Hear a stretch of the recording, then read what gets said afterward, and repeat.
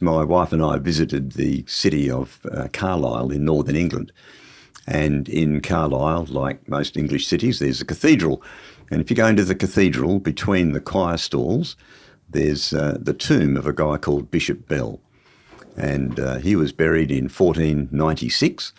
And around his tomb is a magnificent brass inlay that shows all these etchings and images of various kinds of animals. Common, ordinary animals. There's a dog, a bird, an eel, a fish, and so on. And then in the middle of them all are these two creatures with long intertwined necks and large tails, one of which has bony protrusions on its tail. Now, they're not the sort of animals we see wandering around today, but they fit the description or what we see from the fossil record of sauropod dinosaurs. So I think they're highly likely to be sauropods. Now, what's even more interesting is that the artists depicted the tails as being held aloft. Now, these are huge tails and these are huge animals. Now, when sauropod dinosaurs were first presented in museums and in drawings and so on, they were often depicted with their tails dragging because the tails were so big. But then as paleontologists examined the bones more, they realised, no, actually, they held their tails aloft. So the depictions then changed, and now we see them with their tails held aloft. But isn't it interesting that 500 years ago, before paleontology was a thing, these artisans were depicting these animals with their tails aloft, which says to me they most likely had actually seen them. And so this was... And you visited about 10 years ago to this place, Carlisle Yes. Cathedral. And so when was it built again? And when were these engravings done? I don't know when the cathedral was built, but the tomb is 1496. Okay. That's when Bishop Bell was buried there. So there's these engravings of what look like sauropods.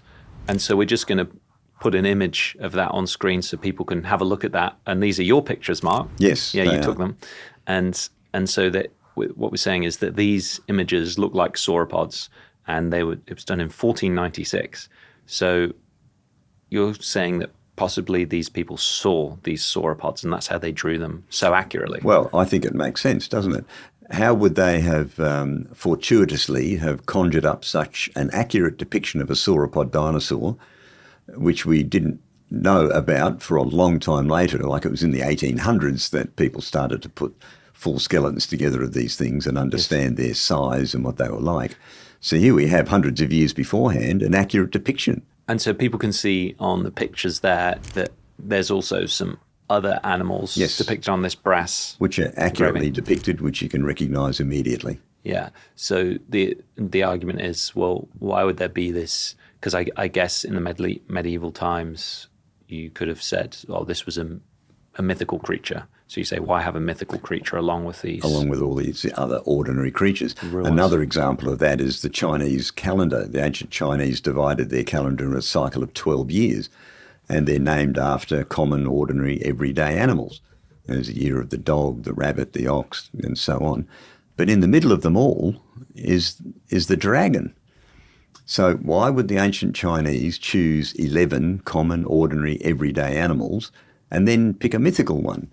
I think far more likely they had encountered creatures that they call dragons. Now, here's an interesting thing. It's highly likely, I believe, that what the medieval people called dragons were what we would call dinosaurs. Okay. In fact, there's an excellent piece of work has been done by a guy called Vance Nelson, who travelled the world looking at depictions of dragons on castles, in carvings, tapestries, paintings, and so on. And he's shown how they correlate with the likely body shapes based on the fossil record of various kinds of dinosaurs. So it's kind of, if you like, corroborating the shapes of these creatures that have been recorded by people who observed them. Now, some of the depictions of dinosaurs do get a little bit stylistic and probably a bit overstated, a little bit like the fisherman describing the one that got away. Like, it gets a bit bigger. You mean the depictions of dragons? Yeah, depictions of dragons, and they're a bit more fierce, and maybe they didn't all fly with wings and all this sort of stuff. But broadly speaking, there's a high correlation between these depictions and what we find in the fossil record. I guess if you were a medieval knight coming back with a story of slaying a dinosaur, you might embellish some of the details to improve your that's right. how you looked. Yeah, wow. So it's that. I mean, that's. Is there any other evidence that points to that? Because you're saying that basically the myths and the legends of dragons, people were actually seeing dinosaurs. I believe they were, yeah. So I think you could summarise it by saying that the dinosaurs of history are really one and the same as the dragons of legends. Okay, and the thing, I have looked a little bit at that book you were talking about, the Dire Dragons. Dire Dragons, that's right. That's a very convincing, I was going to say read, but it's actually, you just need to look at the pictures. Yes. Because what he's got there is on one side, he has the medieval art that he's took a photo of, traveled all around the world.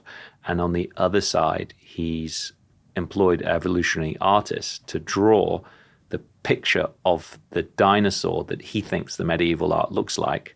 So we as the reader can compare the two. Yes. It's just the medieval artists, draw a Meiosaurus plebisaurum or like a juvenile Meiosaurus looking to the left, just like he thinks this medieval art is.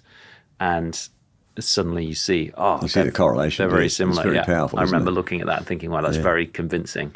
But it's not just these sorts of depictions. There are also written records, which are very important. Okay. For instance, Marco Polo. Let me share a quote with you from his book that he wrote on his travels.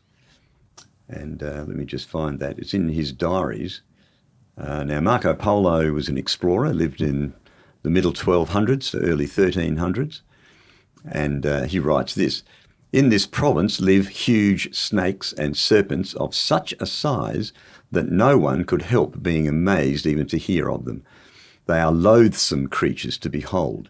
They have enormous heads and eyes so bulging that they are bigger than loaves. Their mouth is big enough to swallow a man at one gulp." Now that gives you a size at the scale of this thing, right? Wow. It's not just a big snake. It just swallows a man in one gulp. Their teeth are huge. All in all, the monsters are of such inordinate bulk and ferocity that there is neither man nor beast but goes in fear of them. They go to the dens where lions and bears and other beasts of prey have their cubs and gobble them up, parents as well as young. Wow. Now, this is a description from an explorer who has come across these extraordinary creatures. But, that's not inconsistent with what we know of the more ferocious of the dinosaurs, like a T-Rex or something, with huge teeth and so on.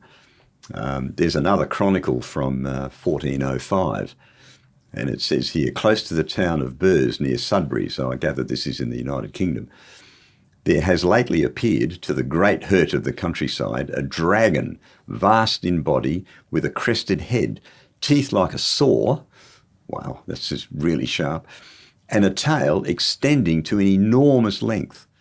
Having slaughtered the shepherd of a flock, it devoured many sheep." Wow, so this is one animals. Mean, nasty creature, right? And an enormous creature at that. Yeah.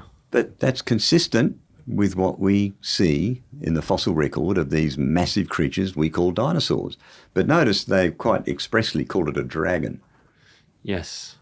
And so the list goes on. I've got others there as well. But we've covered a lot of ground in a short amount of time. Where can people go to understand more of this, to look at it more, answer some of the questions they have? Because it's quite a big shift. If someone's listening to this and they've been taught that, we get taught that in school, dinosaurs died out 66 million years ago.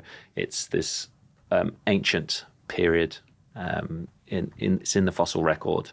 Where do we go to look for this information on this alternative view?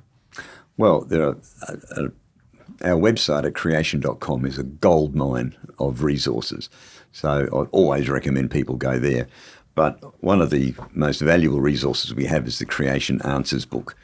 And it consists of 20 short chapters that address the most asked issues or questions that Christians and even non-Christians have. Things like, does God exist and so on. And chapter 19 is, what about dinosaurs? Now, we're going to make that available to viewers as a free ebook. And there's information in the description below how to get a hold of that. But we also have this wonderful publication, which is quite recent, called Titans of the Earth, Sea and Air. And this is the latest book that we've produced, and it contains up-to-date information about dinosaurs. It covers the topics that we've talked about today, evidence in the fossil record and so on. I heartily recommend it. It's a beautifully illustrated book and is a wonderful asset to anybody's library. Yep.